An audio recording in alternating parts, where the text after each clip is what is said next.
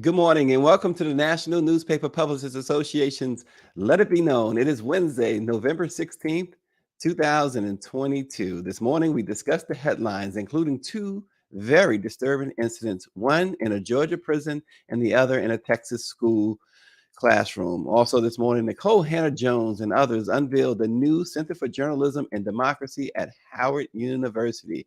We will discuss all of that this morning with Oshia Boyd. Good morning, Oshia. Good morning. How are you doing? Doing well. It's always good to see you. And I always know that she is ready to bring the hammer like Thor. Well, thank you.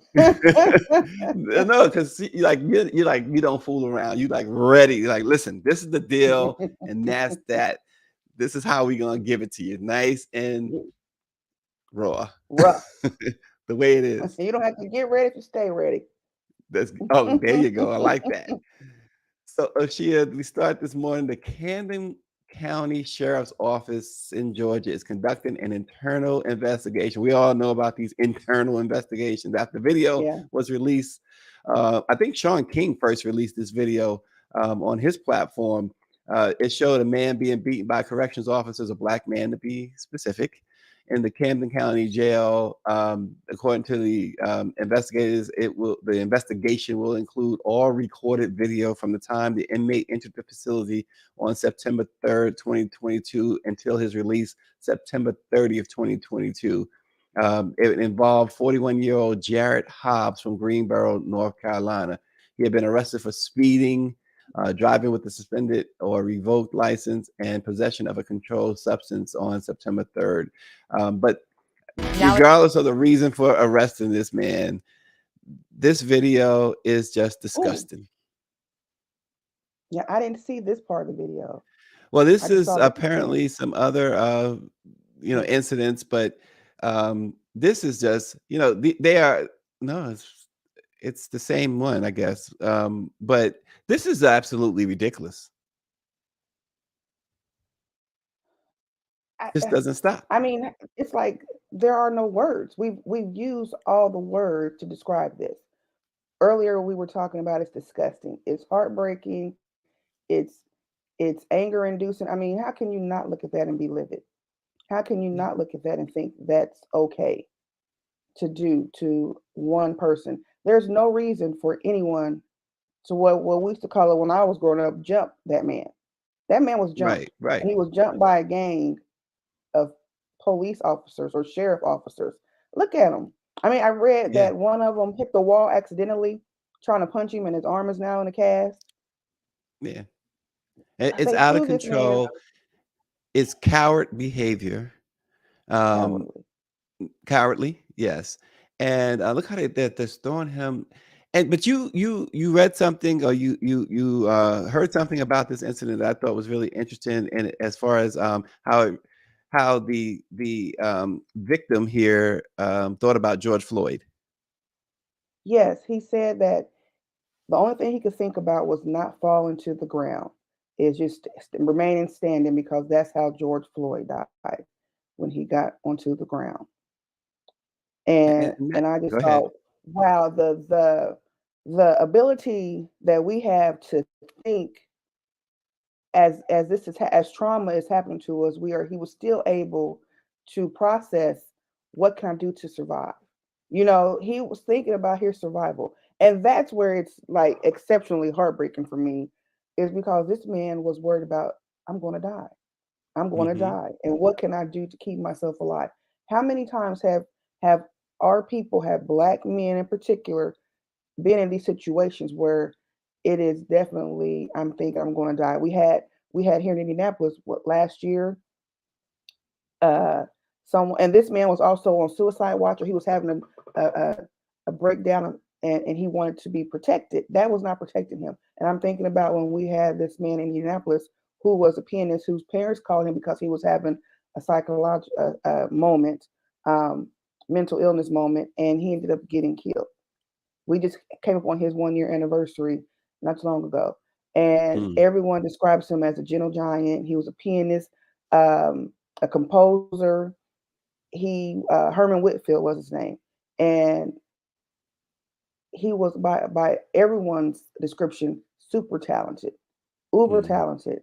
Had pieces that were, played all over the world. And this is what happens to black men. They ask for help. Even black women too. We ask for help, and death is always around the corner. Mm. That is, oh, very succinct way of putting it. Wow. And you mentioned the George Floyd, him thinking he didn't want to go on the ground.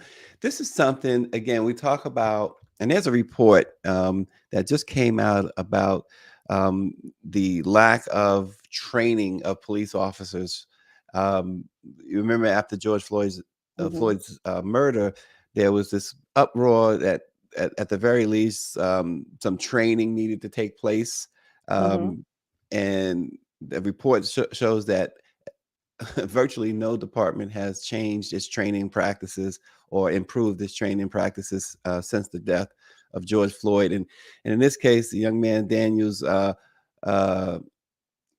this young man, they ripped one of his dreadlocks out of his head during the incident, which that Mm, also in a lot of ways signifies that this was more uh, the anger from these officers was due in part, if not large part, if not entirely, because he was black. yeah, yeah. They were probably pulling him by his hair because it was there and it was easy to grab. Um, I just think about, and he looked like he had thick locks. That was Hmm. not a small. I mean, one piece of one strand of hair hurts. When you pulling Right. out a patch from the scalp, I just can't even imagine. Um, it's just really heartbreaking. You talk about the training hasn't changed. No, they're doing what they were trained to do, and that's the sad part of it all. And what's even sadder is that we are paying these people, and I keep going back to that point whenever I can, because I think that black people need to recognize we are paying for this with our tax dollars. Hmm. And we have to start saying, no, we demand, not we're begging, not we're pleading, not can you, but we have to demand more. We have to demand that we have a seat at these tables. The presidents of the FOP, they're usually the ones coming out and defending these people. We got to get on these police boards and start making changes. We can't have people on the board who just co-sign with whatever else. We have to actually, and I know it's hard for us because we're like we don't want to be a part of the police. But how else? It's that catch 22. But how else do you make that change happen? Because we have to be in those rooms Yeah. to give these Attorneys for the experiences. Attorneys for the young man said that, a quote, "This video is undeniable and the deputy's actions are inexcusable. Mr. Hobbs entered the Camden County Jail suffering a psychological episode and asking to be placed in protective confinement. But instead of protecting him, these deputies jumped him and beat him and kicked him mercilessly like a gang of dangerous thugs." And that's exactly what that video presents, a gang of dangerous thugs. There's no way better to describe that than the young man's attorney described it. Um, this this continues to happen despite despite the George Floyd situation. I mean, you can go on and on. Michael Brown, Tamir. I mean, you just go on and on. Despite all those situations, even the ones that didn't have the video, but that we know of, Sandra Bland. You just keep going on. Oshia, this is it's not stopping. No, What it's not. will it take to stop this? The end of white supremacy. I mean, what when you think about it, that's what it boils down to is that this idea that, as you said, they were thugs, and the lawyer said these were thugs. That's not the picture painted. The picture painted is that that black man is a thug, that he's the thug, that he did something wrong just because he exists and he deserves that treatment. That we're called the thugs, we're called the gang members if you see three or more young black men together.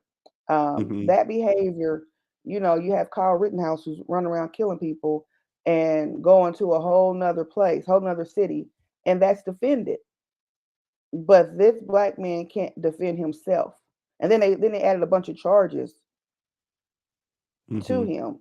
We can't defend ourselves because we're seen as a thug. It's the propaganda, which I know that's a word that was used yesterday at the center. The propaganda against black people it's baked in the cake of America. So our Mm. actions are always viewed as a negative. Yeah, yeah. And this incident, there were some reports that it happened. It started over the fact that this young man refused a sandwich or something of that nature. Don't know exactly what triggered it, but that there are some reports that he refused a sandwich and allegedly tossed it on the floor. If that's Oh the yeah, case, that's grounds for getting beat down. Yeah. yeah, it's just That's grounds for getting the beat right, down. I think right. you can say you don't want to have a sandwich and you can throw it on the ground. I mean you don't do that. You don't do that. That's the behavior, the reaction did not match the behavior No, at all. no, and we talk about thugs, a gang of thugs. You know that. Well, if particularly if they're unarmed, if there's just one in there, that's not happening. But you see, the whole Yeah, gang came in. The whole gang. yeah, They wanted to get a piece of this man, and yeah. it's just Yeah, horrible. that is exactly what they wanted to do, is get a piece. And then he didn't have pants on Hmm. as well. So I feel like he was in a vulnerable state, you know, um, and they also took advantage of that. There's something to be said when I don't know, there's something that struck me about him not having pants, that he wasn't fully clothed. Um, Hmm. he was vulnerable to the attack, and they knew this. Hmm. Yeah, as we said at the top, very cowardly act. We'll see what happens. Generally, despite the convictions of the officers in the Floyd case, and some others, they they s- we just don't know what the outcome will be from case to case when it comes to these videotaped incidents Mhm, of wrongdoing. Somehow they get to America's criminal justice courtrooms and they make it right somehow.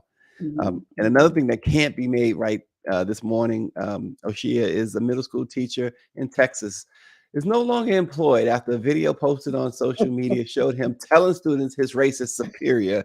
Deep down in my heart, I'm ethnocentric, which means I think my race is the superior one, is the quote from this teacher that you see here on the screen. Um, it was at Bowles Middle School, a sixth through eighth grade school in Pflugerville, Pflugerville, about 18 miles northeast of Austin.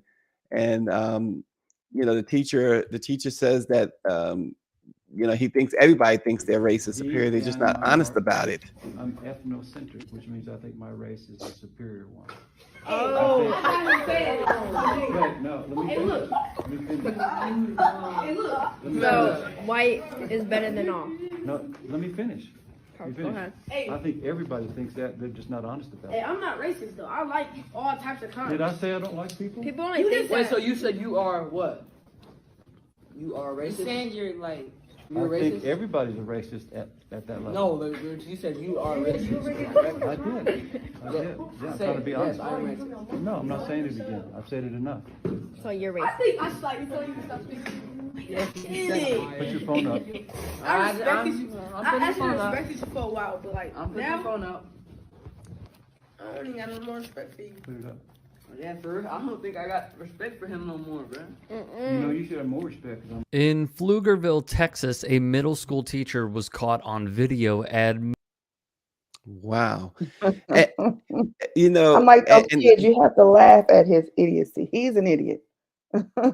well, and those kids, they handled it so well, and then just the thought, they gave it thought, right? And after because they had to, and they made sure to repeat the question. They made sure to have him say it more than once that he was a racist. And The young man said, then I used to I respect you. lost I have no respect more for it. respect for you. And the other one said the same thing.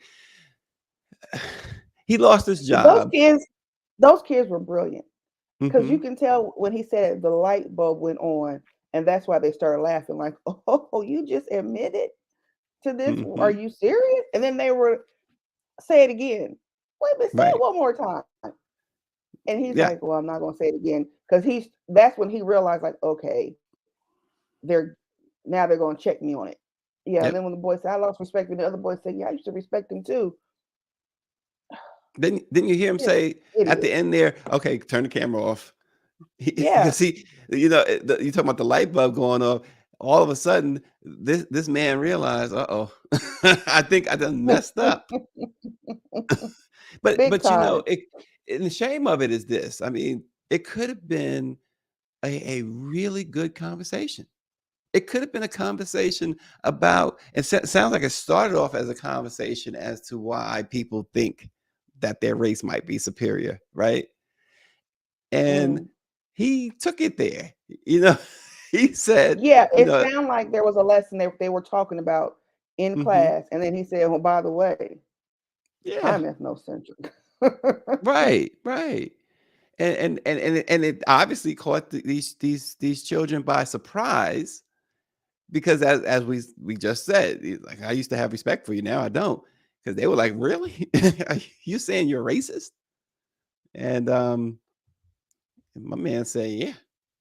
But that He did. that's it. But that's, it also shows you how emboldened folks are. And then these positions, right? We just a moment ago we talked about the sheriff deputies. Now we're talking about teachers, people in these positions.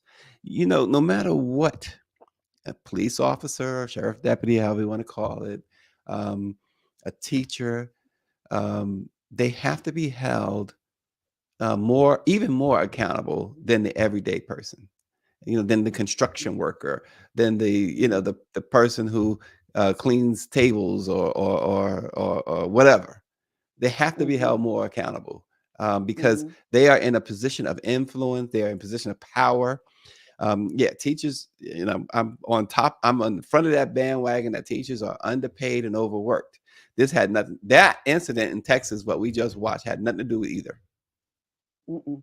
No, I think when we talk about racism, there's always someone who comes and says racism doesn't exist in America. Yes, it does, and this is why. Because even though you have legislation that has been passed, you can't change someone's heart, and you can't change their beliefs. And so what we have, he's just one of many teachers around this country who feel the way he feels, and they have access to our children. Um, and they're in an institution. The institution is called public schools. And although he said the quiet part out loud, which in many ways I'm glad he did, because now Mhm. we know who this man is and he's gone. But Right, there are so many who have these implicit biases, and it comes out in so many different ways with the way our children are treated. And I know there's people saying that's why I homeschool my children. That's why that's not always available to everyone. right. Um, and our tax dollars go to these schools, so we have a right to be in these schools. What isn't a right is to mistreat people, and it's to use racism as you're teaching these students, but no one wants to admit that that's there because people don't want to admit that they have implicit bias. People don't want to admit that they're racist. This man did. He did. And I mean, it backfired, but hey, I'm sure he can Mhm. go to a school that they have some conservative Republicans have some schools somewhere that they'll welcome this man. I'm pretty sure he's going to be okay. Well, Bobby Henry writes in that people need to be held accountable no matter what position they are in. I think when we give a Mhm. certain amount of respect to a position, we could be subjecting those who are not in position an escape route to be as racist as they want to be. And I hear you, Bobby. I just think that police officers, I think teachers, I think yeah, you have to hold everybody accountable. I totally agree with that. But I think some you have to have they have to have even more accountability. It's like parents and children. The children is not as accountable as the parent in certain in a lot of situations. The Mhm. parent it has to be. And it's like police officers.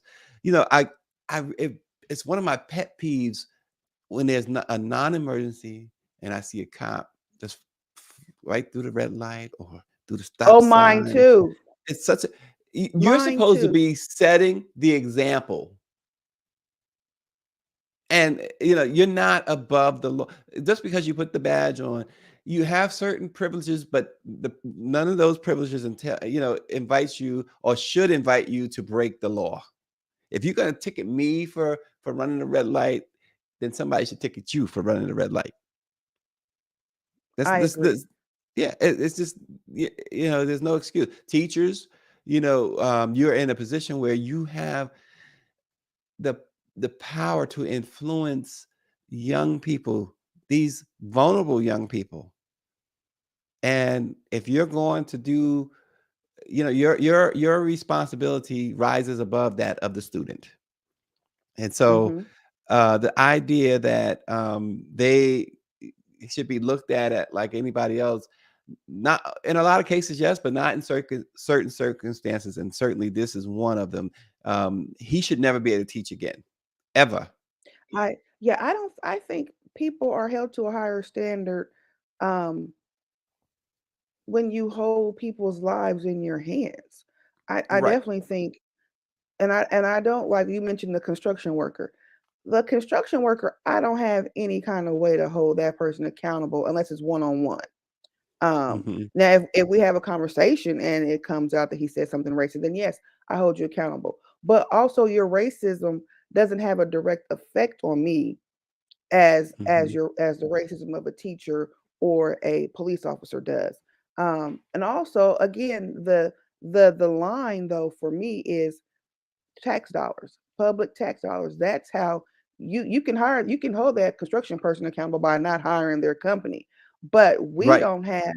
we don't have the same kind of power when it comes to, because our tax dollars go into state, local fund, and then they're dispersed. So we don't have that kind of power, but um, we can make demands on how that is used. So I think a difference. There's a difference for me, and I think we have to start owning and realizing, if you pay taxes in your state, in your city, you have some power and you have a right to make some demands. Too long we've not done that.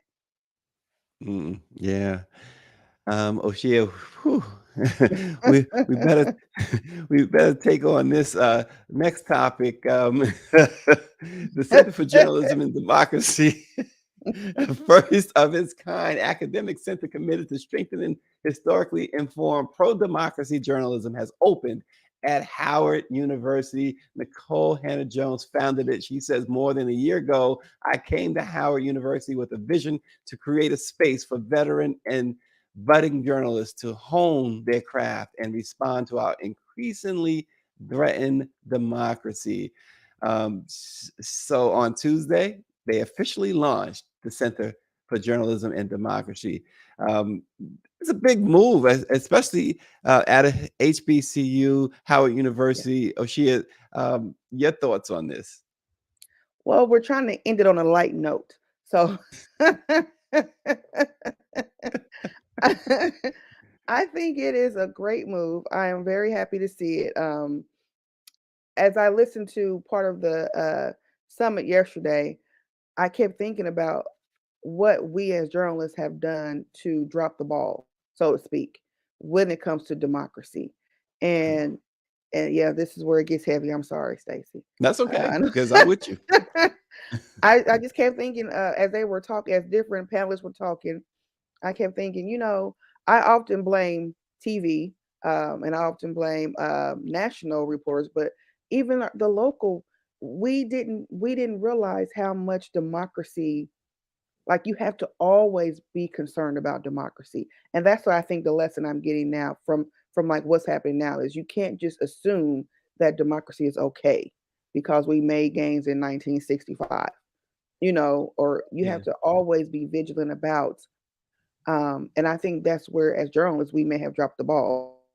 Obviously, this whole unbiased, getting two sides and all that stuff, but I think we have to stay vigilant to protect democracy. Not Yeah, Democrats, but democracy. democracy, right? And so the summit showcases, Nicole Hannah Jones said it showcases the philosophy, or she says our philosophy, that democracy not only guarantees a free press, it requires one.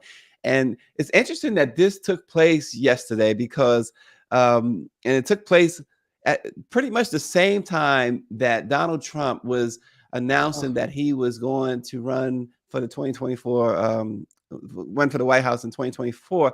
And you make the connection because the fact that if there was one president who really attacked a free press, who really went out of his way, in fact, look, and now don't hate me for saying this, but he created in a lot of ways, he created April Ryan. So, but when I say he created April Ryan, I mean she was a great reporter before him, but nobody knew April Ryan. Is what I'm trying to say. Mhm, Until that mhm, incident in the White mhm, House, and and mhm, and and April was able to catapult that into people knowing that, look, I'm mhm, here. I've been a White House correspondent for whatever long, mhm, and I'm here, and y'all got to deal with it. But Trump attacked the April Ryans. He attacked journalists left and right. In fact, he famously revoked the press credentials of a CNN reporter, a couple of CNN reporters, if I remember correctly. Um, he made it a point to go all out. He tried to, and he's high. He's got the Supreme Court, and his goal was to strip the free press, freedom of the mhm, press, mhm, and mhm. and that remains his stated goal. One of his stated goals. He has many, but that remains one of them. And so It so we see that in a lot, Oshia, in a great ball that happened during his presidency, that mhm. free press was in danger. It is amazing how many Americans are okay with that as well. Um, it, we've there's always been this idea about, oh, you can't trust the media, and we aren't like, lawyers and journalists are like together with, but this disdain has just gone to the nth degree under thanks to Donald Trump and his rhetoric. And I think many people don't understand how important the free press is. It's not about me as a journalist, it's about what we do as journalists that protects you as an American, as a democracy. And I think I'm very, very passionate about journalism. And it's not because I think I'm so important, but it's just that what we do is so freaking important. And I always tell all of my interns and young people, like, we're in the Constitution. The founding fathers, everything that they did, I don't agree with. But, three-fifths a person thing, I definitely don't agree with that. But they understood a free press was important. And they Mhm. understood that based on their previous experience. A free press is vital to a democracy because you have to have checks and balances. You have to have someone holding you accountable. And like I said, as I listened to the speakers, I thought, man, we need to step our game up. We have not done all that we should have been doing. And maybe maybe in some ways we have to thank Trump for that. I don't want to give the man any credit, but maybe we should say, okay, you've made us realize we were not on our game the way we should have been in the 80s, 90s. And I think about the black press. I think I grew up listening to the Rowan Report with Carl Rowan. That Mm. came on Yeah. black radio Yep. well, I don't know if it was every single morning, but I remember I couldn't wait for that man to come on. Where Mhm. where are these things at that used to be there for our community? That helped Yeah. us be serious about politics and democracy. Yeah, for me, it was Gil Noble, Like It Is, in New York. It was on Mm, the local ABC station, Like It Is, and that was on, and you paid attention. It was this, he just gave it to you the way it was, as the title of his program was. I remember that so well in the 70s and 80s. Um, but the thing about it is, things have not gotten much better at all. Thus, this democracy summit last night, and this new program Nikole Hannah-Jones has founded at Howard. Um, we see even more so, like Fox News, for instance. Come on, I think it's high time that they take that news label off and just say Fox, because Mhm. some of them are Mhm. crazy like a fox. Um, but they're not. They don't hide in any way, shape, or form No. that they are a partisan, basically a partisan ad machine. Mhm. They are conservative, they are Republican, and they continue to push and to tell you who to vote for and stuff like that. They are 100% that way, and there's really no difference now. CNN has moved that way to more to the right, and that's been a mission of their new leadership over the past Mhm. year or so, Mhm. moving that way because of what? Because Fox is the one that makes all the money. So they're going to try and follow Mhm. that blueprint. Remember cable news? CNN was the king for a long time. People wanted to figure it out. MSNBC tried to figure out CNN's success. They tried to, piggyback off that. And of course, they are the ones that never really was able to get over the hump, as it were. Mhm. But and then look what they're doing. Just before the Mhm. election, what they did was horrendous. Tiffany Cross, that situation was horrendous. It was Mhm. it had to have been politically motivated. They wanted to get her Mhm. voice off the air ahead of the election. So these networks for sure. And then when you look at the newspapers, the Wall Street Journal used to be very, very one of those papers like the New York Times. They had to they had to present the news and the news only, Mhm. and not a point of Mhm. view. They Mhm. they certainly Wall Street is, that's a Rupert Murdoch paper, Yeah. right? I'm gonna say it's the Um, Murdoch paper. Yeah. so there you go. The Times, the Post, they the way they lean, and a good journalist. And I learned this when I first came into the business, um, even before I came into the business. And I'm not political myself at all, but a good journalist, you never know whether he is Republican, Democrat, or independent. You never Yeah. supposed to know. And there was a couple of guys, Rick Orloff and Patrick McGreevy, the Los Angeles Daily News, covered City Hall for the Los Angeles Daily News in the early 90s. And those two guys, really, they were fantastic political reporters. You didn't know for sure, who they were for. And that is Yes. supposed to be the way it is, right? You're supposed to be that way. We're not, as journalists, Oshia, we are supposed to be as straight down the middle as possible. Yes, as a reporter. Now, I will say, I am a columnist now, so I do give my opinion. But I You still don't columnist say, now. See, that's different. yeah, yeah. Well, I've been writing a column for a long time now, but I never, so people can guess where they think I land based on my viewpoints. But Hmm. I've never said explicitly one thing or another because I don't believe in that either. I believe in being a free thinker and voting for the best candidate for whatever position it is. But as you were talking, I kept thinking about, okay, the general public, like we know as journalists, Rupert Murdoch owns Wall Street Journal and he owns Fox News, and what's behind that. The general public has none of this information the way we do, and so and the general public also has the lines have been blurred between commentary and news. So many of these news shows now, the news is presented and then we talk about it with talking heads, and so now and we're getting their opinion. So now it's blurred between just straight news and opinion. Um, Hmm. and this is going on all day long. Right. So I think again, this goes back to the protecting democracy. We've done a lot to damage that and to damage our own credibility because so many times it's not, we don't, like my opinion column has opinion. It's labeled opinion. Opinion. Um, Yes. but when you're talking about it, there's no opinion label. There's no crawling across the screen saying this is opinion. There's none of that happening. So people are taking people's opinion as fact Hmm. so many times.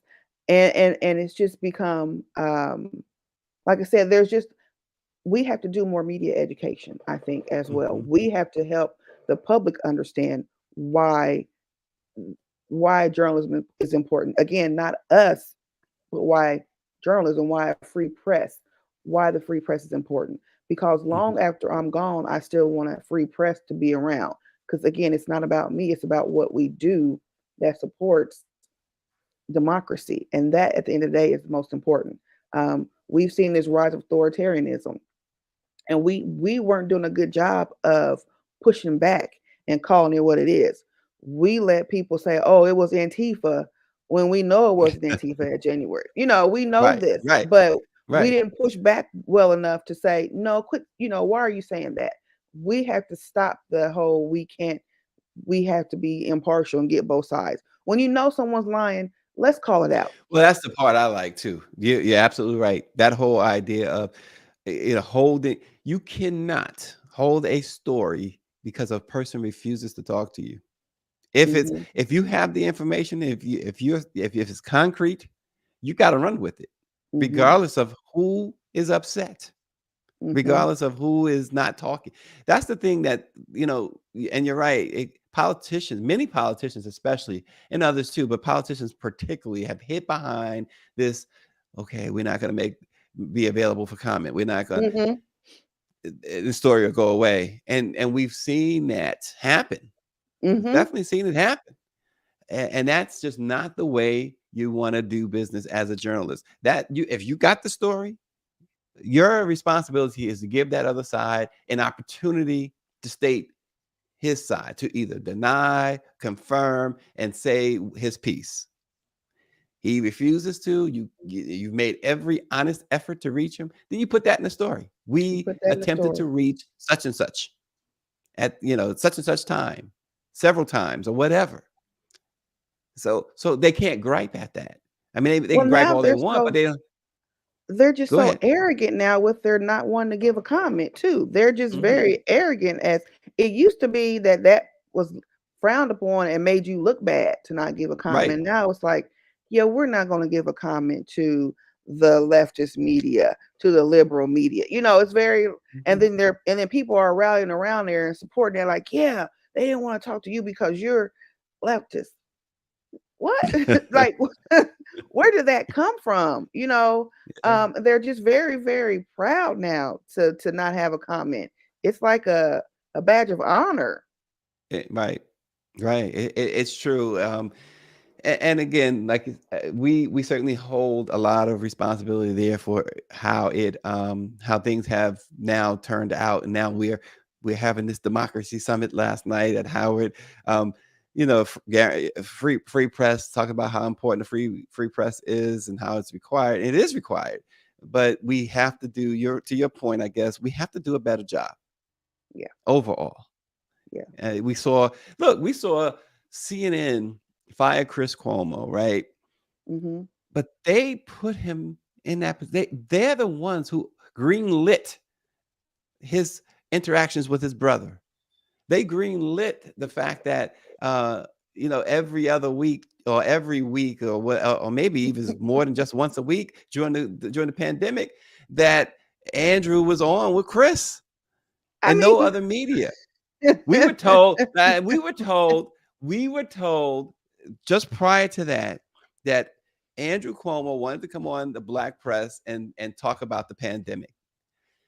Next thing we knew, we saw Andrew Cuomo on with his brother.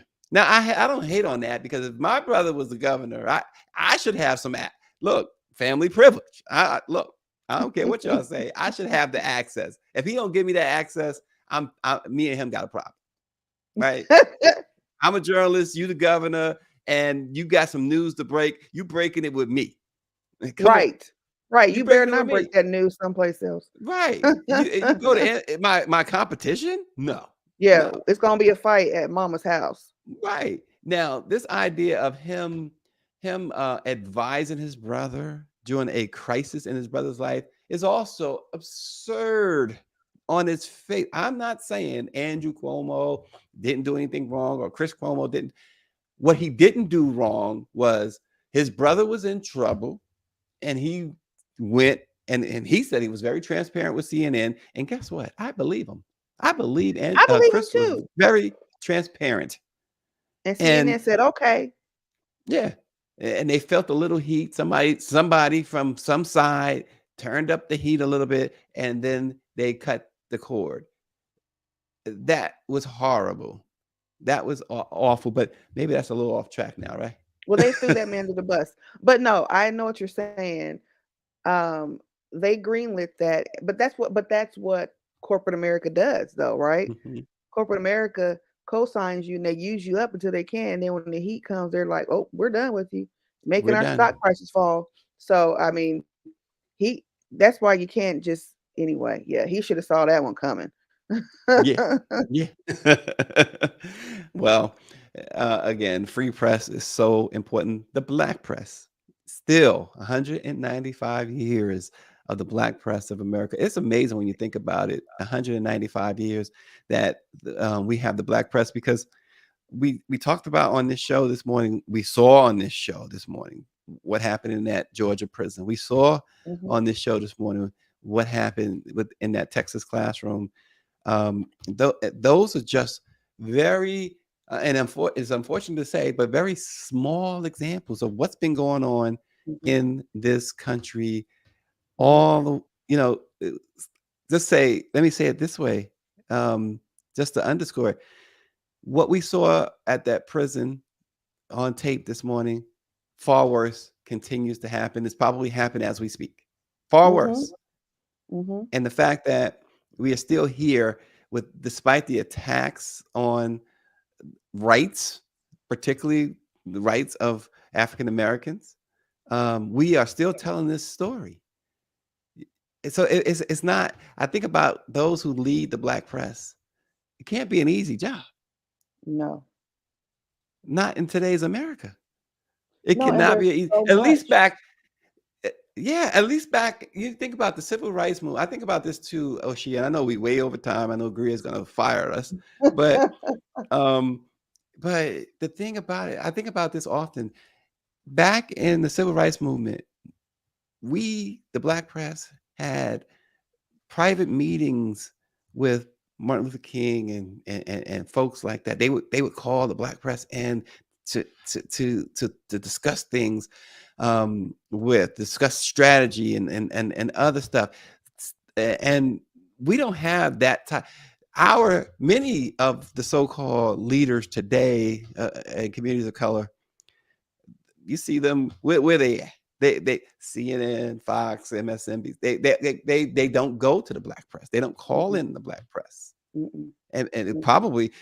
probably shows you why King and his folks back then were able to get things done. They knew where to go, Mm. Okay, right? Stacey, you done said a word right there. Look, You didn't the just start proof, preaching, did you? the proof. The proof. We keep talking about these a record number of black candidates ran or whatever, right? And those who took time, we sat here with Maxwell Frost on this program. He won. Val Mm, Demings, we reached out to Val Demings probably no less than 20, 25 times over the past year. She did not come. She lost. mm, She ain't the only one. There's so many, mm. so many. That continues to happen. Yeah, it's something to be said still after 195 years of the power of the black press. Beasley was another one. Where was Beasley? So, Well, I hope they're listening. well, that's the Or problem. their people That's the are problem. listening. Um, That's the eh, problem. yeah, they That's the don't problem. understand the reach. They don't understand the reach. And they don't understand. We are talking to people they need to talk to. Yeah. Maxine Waters. Maxine Waters will return your phone call. She old school, but she knows the deal. She Yeah. knows the deal, right? You got these younger ones. Heck, we even had my girl on. I'm a big fan. Like I said, I always say I'm not, and I'm not. I don't get involved in all that stuff. I just report on politics, but I do love myself some AOC. We had her on. Mm-hmm. You know, she Mm-hmm. understand the assignment. She understood the Mm-hmm. assignment.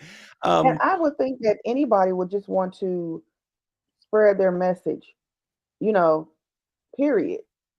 Why Right. are you in the habit of turning? Just you need to get out there and let who if black press only reach one person, that's one person that you need to try to reach. It's like going into the That's just barber I shop. just say, yeah. It's like going into the barber shop, Oshia. And you know how that is. I mean, everybody watched Eddie Murphy's Coming to America and the whole barber shop. It's like Mm-hmm. going into the barber shop. You go into a black barber shop, it's like going to a newspaper. Because Mm-hmm. whatever's said in that barber shop, if it's of any value, it's going to spread through the community like wildfire. Mm-hmm. Mm-hmm. That is the way it is. It has been proven, as Greer writes, we've made a difference. It's been proven time Mm-hmm. and again. Look, oftentimes when you look back, revisionist history or historians will look back. They look at Jim Clyburn's endorsement of Joe Biden when he was running, right? Mm-hmm. Um, and they said that was the turning point. I beg to differ. Uh-oh. The Take turning us to point church. was when Dr. Benjamin Chavis and a bunch of publishers of the black press went down to, and I was with them. There's a picture, a famous picture. I'm in the picture with Joe Biden.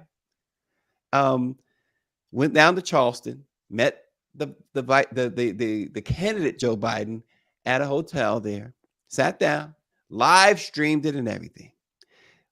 Sat down around a round table. So many of certainly the leadership of the NMPA was there. I think Bobby Henry was there as well. Karen Carter Richards, you named Janice Ware, Dr. Chase. We all were there. We sat, had a long interview with Joe Biden. He was about to have to, his campaign was on the verge of suspension.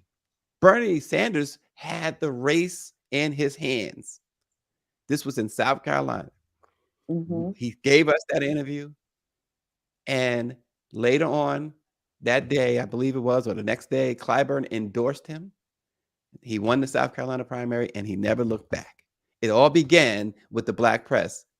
Now we're waiting for Joe Biden, the president of the United States of America, who acknowledges that black folks is the one who got him in office. We're waiting, President Biden, for you to return to the scene of the, not the crime, but where it all began.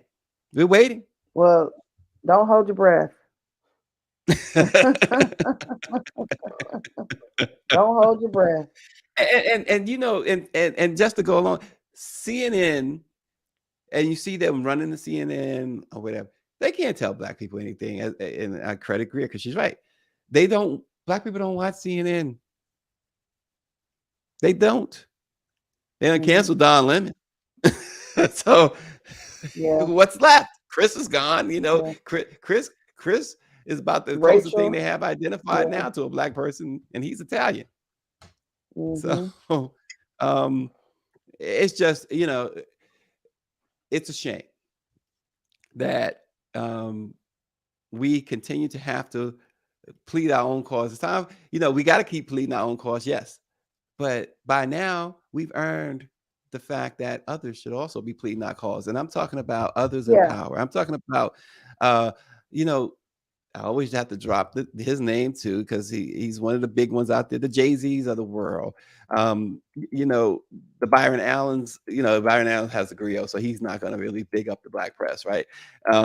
But you know what I'm saying. Those out Yeah. there that have positions, because many of them, just about all of them, would not be where they are without the black press. It's fair to say that before they became who they became, just about all of them was at the black. People have heard me say this before, and it's so true. They started with the black press. They started out by talking to us. We've launched so many phenomenal careers, and it's not until they're in handcuffs or being sued by the Me Too movement or somebody else that they come back to the black press, Mm-hmm. and that's a As shame. you're talking, I'm thinking about. I mean, so many do owe their careers. I think we have to get serious on. We can't look to celebrities all the time. But as Mhm. you were talking, I was thinking about how many celebrities, like When I was growing up, I read my Right On magazine. I read, all these magazines Yeah, you that had it on the you table, right? couldn't, man, those you couldn't, like, those were our people that you wouldn't find in Tiger Beat. And I I mean, I read wasn't Black Beat getting Right Jet On. just for the beauty of the week. But Yes, I was. there are so many black celebrities. TMI, Stacey. But there were so many celebrities that were not mainstream that you would never see getting publicity until they got to a certain level that the black press Yep. was already focused on. There's so many issues in our community that were not being spoken about. Ebony Jet always had great stories, great things to worry Always. about. I remember I learned way back when I was, I want to say in seventh, eighth grade, maybe sixth grade, about a chemical that was in certain hair care products that you should not use. And I read that in the Black magazine. I read that if this, and I started telling my mom, look, if this has this product in it, chemical in it, we don't need this. And I found, it's that kind of information But wait, that wait. we So don't hold that thought, respect that because we had. yeah, but guess what? Last week I wrote a story. Ben Crump is suing who? L'Oreal, right? I Hmm. think it's L'Oreal with the the black hair product, whoever it was. Well, maybe it's not L'Oreal, it's somebody with the black hair products that cause the chemicals that they're with the hair causing cancer in black women. It's just amazing you said that, because you read that back where Ebony Jet In the 80s. I read that in in the the 80s. 80s. And so, as Greer points out again, that they were, by the time news got to, it was old news by the time it Yeah. got to Yeah. mainstream media. It's We had been already proven had it. that news breaks in our community, that mainstream press follows our lead, that they see what we're talking about in those places where you have a publication. They see what we're talking about, and then they follow. I mean, that's not anything that's not new. Yep. Um, Yeah. but the again, outside of us, we're in the, people don't know this stuff. Outside of us, people don't know this stuff. Again, the regular person does not know anything about journalism other than what he or she sees on TV. We're not all Hmm. sitting around smoking cigarettes, drinking, waiting on the next big story. That's Right. that's the vision, that we're just waiting on the next big story. We're just doing nothing. We have a whole year, 2 years to work on this one story. That's not reality. But that is the vision that people have, because that is what's been portrayed over and over and over. You Yeah. know, um, as we're talking, I just keep thinking people just have no clue what journalism is and what we as Right. journalists do. Yeah.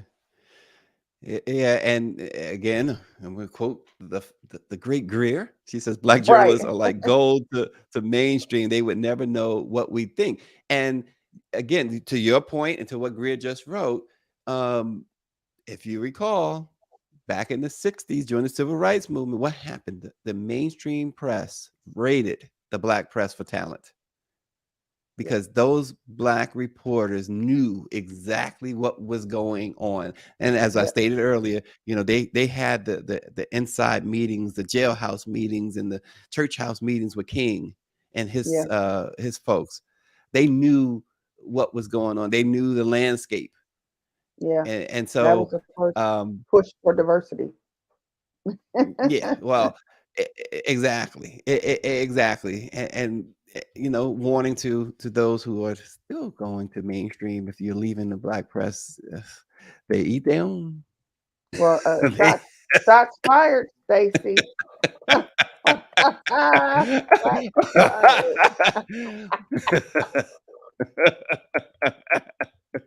little shot there, huh? Well, no.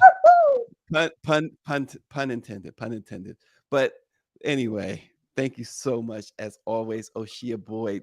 No one brings the insight like Oshia. We really appreciate you so much, and thank Thank you you. all for joining. Let it be known. We'll see you tomorrow. Thank you.